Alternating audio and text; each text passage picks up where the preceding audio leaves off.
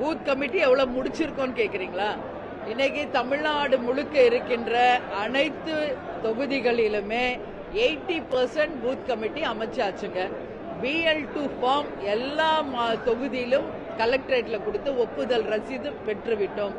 இன்னும் பேலன்ஸ் இருக்கிற ஒரு 20% வெகு விரைவில் செப்டம்பர் 14க்குள்ள முடித்து தருவதாக சொல்லியிருக்காங்க. உறுதியாக அது முடிந்தவுடன் நாங்கள் தேர்தல் களத்திற்கு தயாராக இருக்கிறோம் என்பதை தெரிவித்துக் கொள்கிறோம்.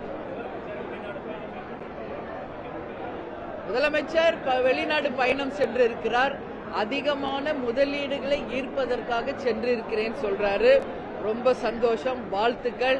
ஆனால் அவருடைய பயணம் 100% தமிழ்நாட்டிற்காகவும் தமிழக மக்களுக்காகவும் இருக்க வேண்டும் என்பதுதான் தேமுதிகவினுடைய ஒரே ஒரு கோரிக்கை. ஏன்னா ஏற்கனவே பல வெளிநாடுகளுக்கு அவர் சென்றிருக்கார். அதன் மூலம் எந்த அளவு தொழிற்சாலைகள் இங்கு வந்திருக்கு, எத்தனை லட்சம் இளைஞர்களுக்கு வேலை கிடைச்சிருக்குது என்பதெல்லாம் $1 மில்லியன் கொஸ்டின். அதனாலதான் எல்லா எதிர்கட்சிகளும் இன்னைக்கு வெள்ளை அறிக்கை தரணும்னு சொல்றாங்க. ஆனா தேமுதிகவை பொறுத்த வரைக்கும் நிச்சயமாக அவருடைய வெளிநாடு பயணம் வெற்றி அடையட்டும், வாழ்த்துக்கள். ஆனால் உறுதியாக இன்னைக்கு கவர்மெண்ட் ரீதியில தான் அவர் சென்றிருக்கார் ஒரு முதலமைச்சரா. அப்ப நாட்டுக்கும் மக்களுக்கும் நிச்சயம் அந்த வெளிநாடு பயணம் பலன் அளிக்கணும்னு நான் கேட்டுக்கிறேன்.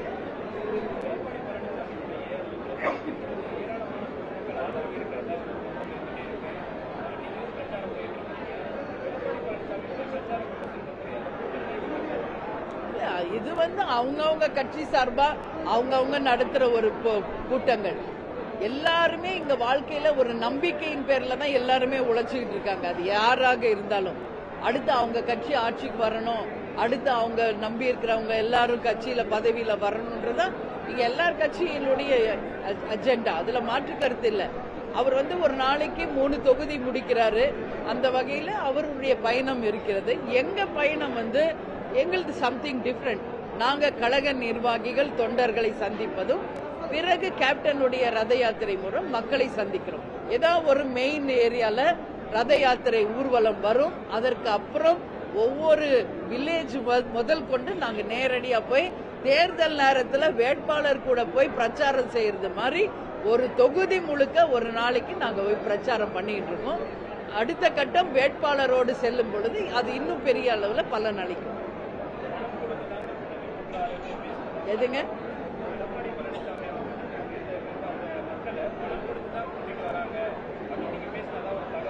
அப்படி இல்ல. இன்னைக்கு தமிழ்நாடு நான் சொல்றேன், இது நான் சொல்றதா?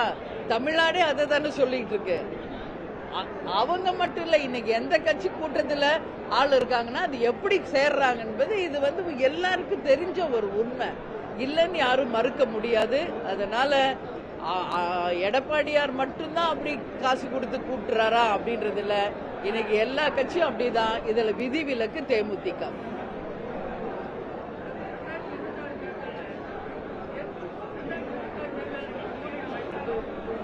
கண்டிப்பாக நான் என்னன்னா எல்லாமே இப்ப நம்ம சொல்ல முடியாதுங்க. யாருடன் கூட்டணி, எத்தனை தொகுதிகள், யார் வேட்பாளர் அப்படின்றது எல்லாமே ஜனவரி 9 கடலூர்ல நடக்கின்ற மாநாடுக்கு பிறகு பத்திரிகையாளர்களாகிய உங்களை எல்லாரையும் தலைமை கழகத்தை அறிவிச்சு அதிகாரப்பூர்வமாக உங்களுக்கு நாங்க அறிவிப்போம். அதுதான் உண்மை. நாங்க இப்ப நாங்க போட்டிடுறோமா அவர் போட்டிடுறோம் அது எதுவுமே இப்போ யூகங்களின் அடிப்படையில் நாங்க எப்பவுமே பதில் சொல்றது இல்லை. எனவே ஜனவரி 9க்கு பிறகு உங்களுக்கு ஒரு தெளிவான ஒரு அறிக்கை தலைமை கழகத்தில் தருவோம்.